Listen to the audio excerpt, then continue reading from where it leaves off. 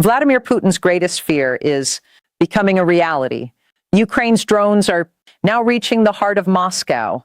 On May 4th, a building just 6 kilometers from the Kremlin was struck.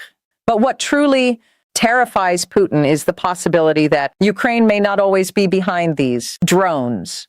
His own generals, his own oligarchs, or someone within his inner circle could do the same thing using the same technology. History is full of such examples. In Egypt, Anwar Sadat was assassinated by his own army during a military parade. In Rome, Caesar was stabbed by his closest friends. And in Russia's own history, Tsar Paul I was strangled to death in his palace. Tyrants are always struck down from within, not from without. And a report prepared by an EU intelligence agency reveals that Putin lives in fear of exactly this. According to the report, since March 2026, the Russian leader has been caught in a spiral of paranoia. He is not visiting his residences in Moscow, and Valdai is not touring military facilities and is hiding in modernized bunkers in the Krasnodar region. The Kremlin has tried to explain this. Silence with a heavy work schedule. State media, meanwhile, is struggling to conceal this situation by routinely broadcasting footage of Putin's meetings. But careful observers have noticed that the same outfits are repeated on different days. Background details are inconsistent, and some live footage was actually recorded weeks earlier. Fake footage, hiding, paranoia, everything points to the end of a tyrant. Moreover, according to intelligence reports, the most dangerous figure behind this end is Shu, the former defense minister who was once Putin's closest friend. Coup scenarios centered on Shu may seem far-fetched at first glance. However, what you are about to hear proves why Putin can no longer turn his back even on those he trusts most and reveals the truth behind his infamous paranoia. The event that triggered this paranoia occurred on December 22nd, 2025. Lieutenant General Finil Sarov was assassinated in Moscow. This was the final link in a chain of attacks orchestrated by Ukraine against Russian military leadership. And this time, the target was in Russia's capital. Chief of the General Staff, Gerasimov, immediately recommended to Putin that the Security Council's permanent members hold an expanded meeting to discuss the situation. But Putin opted for a more limited format. And this meeting took place on December 25th, the very day a new attack occurred at the same location, where Sarov was killed. The timing was no coincidence. Ukraine was sending a message, and the meeting produced chaos rather than unity. Gerasimov accused the intelligence services of failing to detect the attacks in advance. He complained that there were insufficient resources for the physical protection of officers and emphasized that these attacks had created disorder and anxiety within the Russian armed forces. FSB Director Bornikov, however, went on the defensive, arguing that it was impossible to systematically prevent such attacks and criticizing the fact that the Ministry of Defense lacked a special protection unit, unlike other agencies. Rosgvardia Director Zolatov, however, told Gerasimov that he could not allocate his resources to protect Defense Ministry officers, instead offering his own operational security recommendations, which angered the chief of the General Staff. 3 security chiefs are sitting at a table, each shifting the blame onto the other. This scene alone illustrates the deep rift within Russia's security structure. Putin closed the meeting with a call to stay calm and asked the participants to submit their proposed solutions within a week. Following the meeting, Putin held a separate meeting with Federal Protective Service FSO Director Dmitry Kochenev and decided to expand the list of those receiving enhanced protection. Previously, this protection applied only to Gerasimov. Now, 10 high-ranking generals have been added to the list, including the deputy chiefs of the General Staff, GRU Director Admiral Kostakov, the head of the National Defense Control Center, and the head of the General Staff's main operations directorate, All key figures in Russia's military decision-making mechanism are now under 24-hour FSO protection. On one hand, this decision demonstrated Gerasimov's political influence, while other security agencies could not expand. The FSO's scope, the chief of the general staff had secured it. But the real significance runs much deeper. Russia's top generals now believe they cannot survive in their own capital without special protection and security. Measures are not limited to generals alone. Everyone around Putin is now under surveillance. The measures implemented by the FSO are at a state of emergency level. Staff working close to Putin are not allowed to use cell phones. Only devices without internet access are permitted. Public transportation is banned. Staff can only travel in FSO vehicles. Surveillance cameras have been installed in the homes of cooks, photographers, and security personnel. Every visitor to the presidential administration undergoes a two-stage detailed security check. The list of places Putin regularly visits has been drastically shortened. Communication networks in some areas of Moscow are periodically cut off, according to independent stories, which verified this with independent sources. The FSO, not the FSB, is behind these outages. An FSB officer made a startling confession to journalists.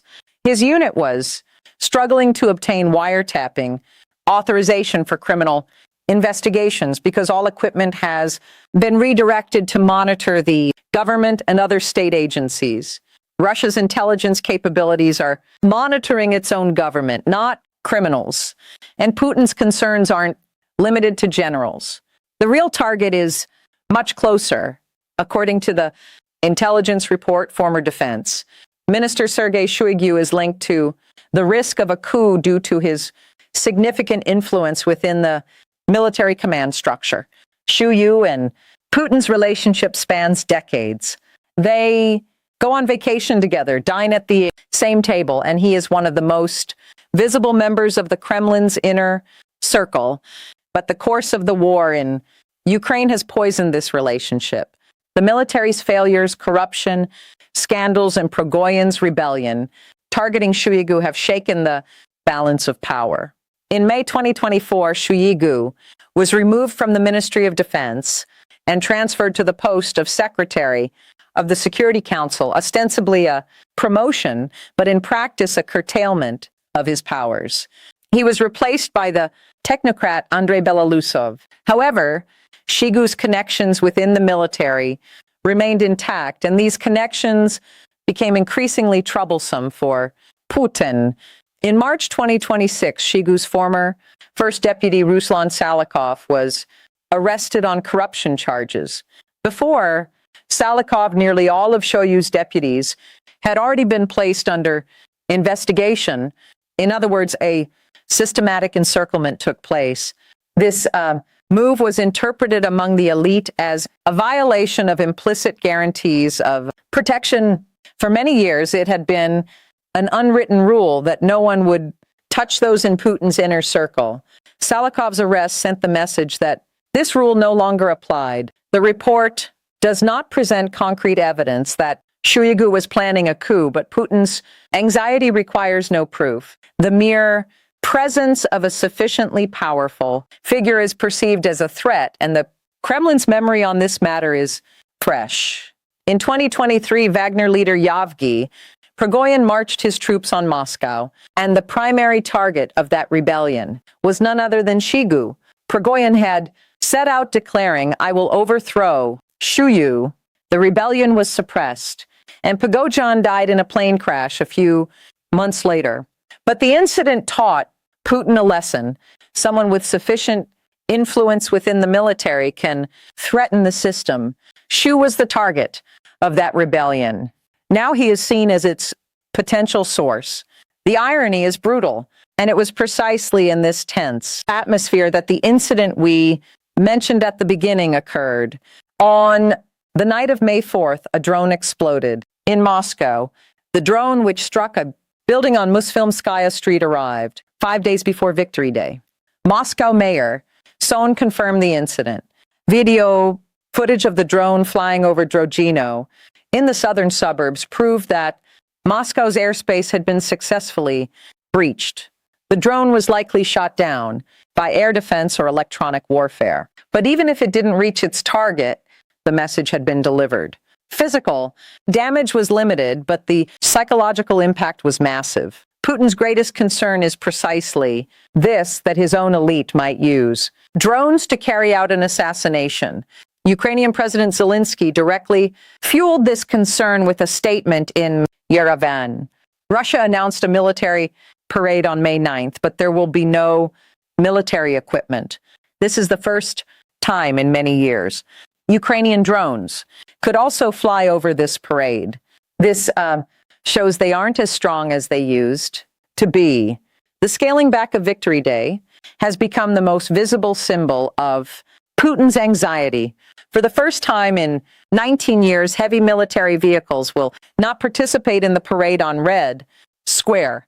The Kremlin cited security as the reason for this decision, but everyone understands the real reason. Access to Red Square has been blocked. Snipers and machine gunners have been positioned on the Kremlin towers, and checkpoints have been set up. And for the first time, not a single Duma deputy was invited to the ceremony. The May 9th celebrations, which Putin framed as the continuation of the Soviet victory over Nazism, were the Kremlin's most powerful propaganda tool. The weakening of this tool is a clear admission that the regime cannot demonstrate its strength, and the cracks in the Kremlin are not limited to security structures. The civilian elite is also abandoning ship. At the end of April, former Deputy Minister of Natural Resources, Denis Bai, fled Russia immediately after being dismissed from his post. His route was carefully planned. First to Minsk, then to Tbilisi, and his final destination was the U.S. But Bai was no ordinary bureaucrat. He had served as the general director of the state-owned company overseeing the Kremlin's national waste management reform for 6 years, and was a technocrat with access to the regime's inner circle. He was not on the Western sanctions list, which may have facilitated his escape. This is the first known case since 2024 of an official at this level fleeing abroad to evade investigation. But SAV's escape underscores the erosion of trust within the regime. Putin's sweeping purge operation since 2024. Investigations, dismissals, and arrests within the military and civilian elite has spread the perception that no one is safe.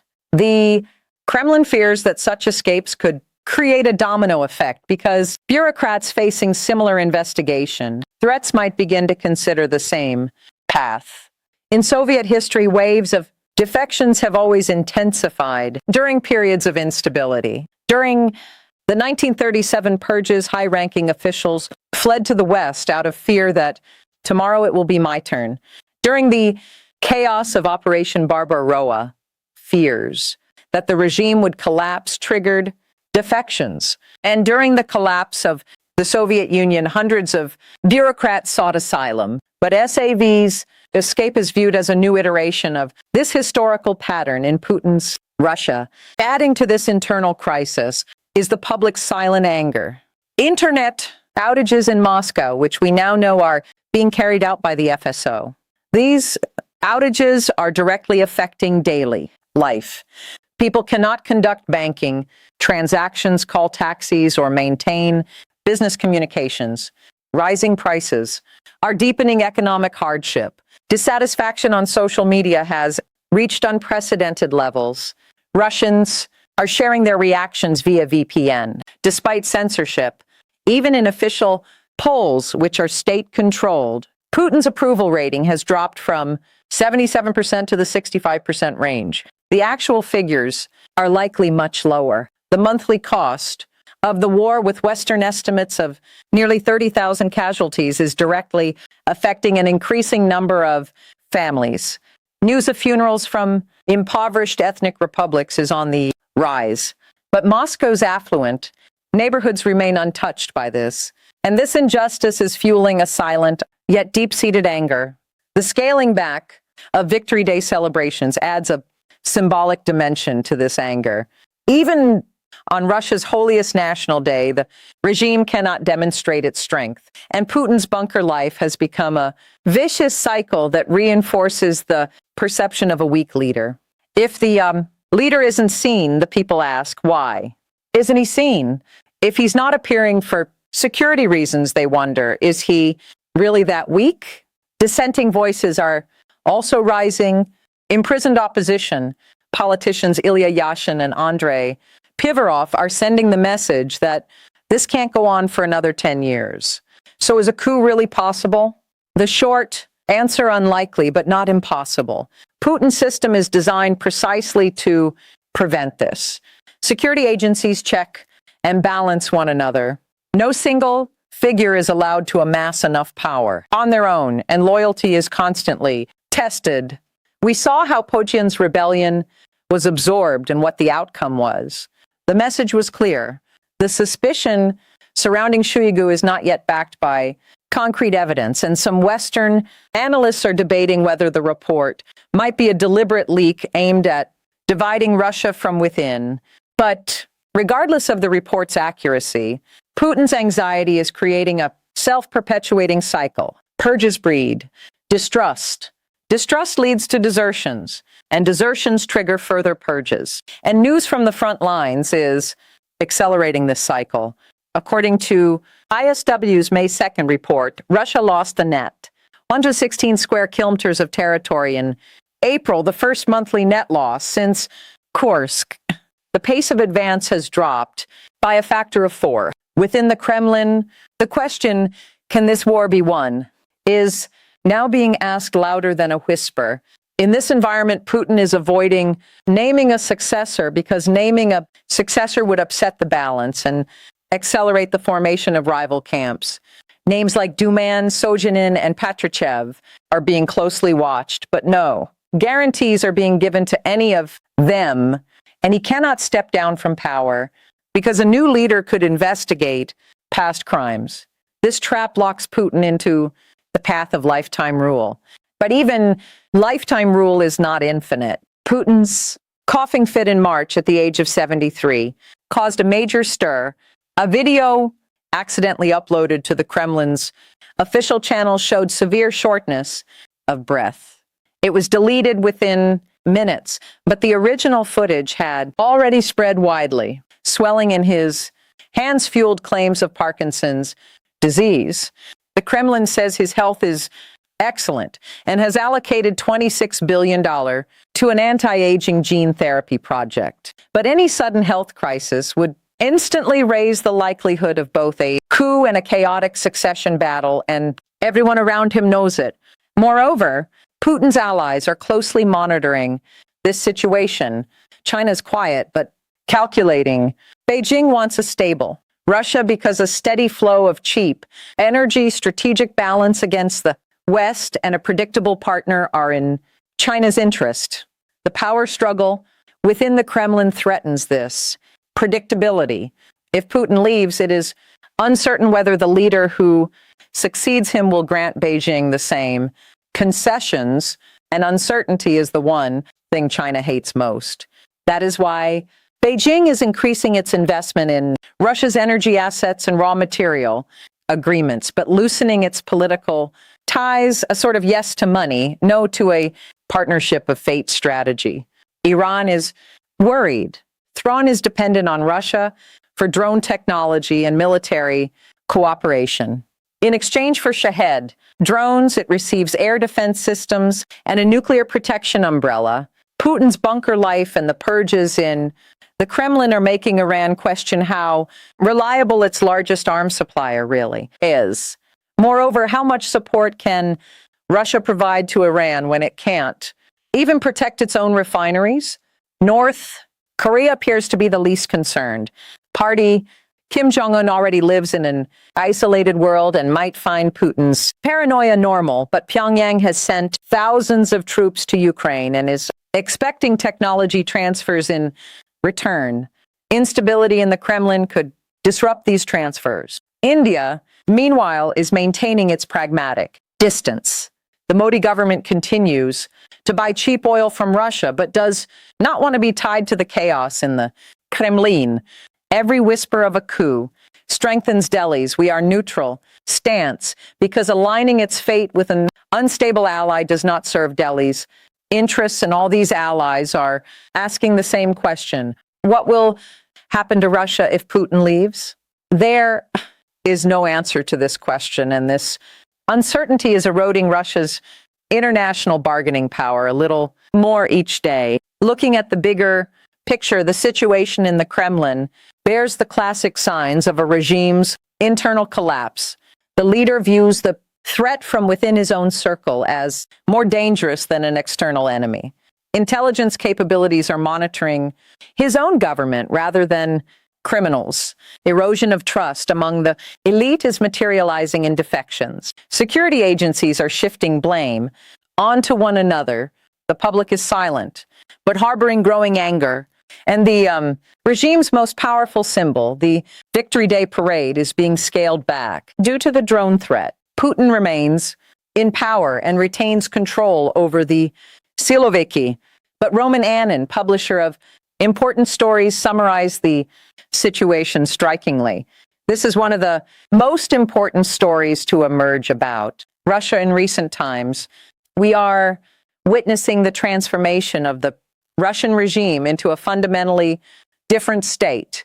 History shows that authoritarian regimes usually collapse from within, not from outside. The waves of defections, internal purges, and cycles of paranoia in Soviet history always began the same way and always ended the same way. Putin's fear isn't a coup yet, but the fear itself is already gnawing at the system from within. And these cracks in the Kremlin are becoming louder by the day. So what do you think about this? Please share your thoughts in the comments. To stay updated on TGN's exclusive analyses, please subscribe to our channel and don't forget to turn on notifications. Let's meet on Spotify to make long journeys shorter and traffic more enjoyable.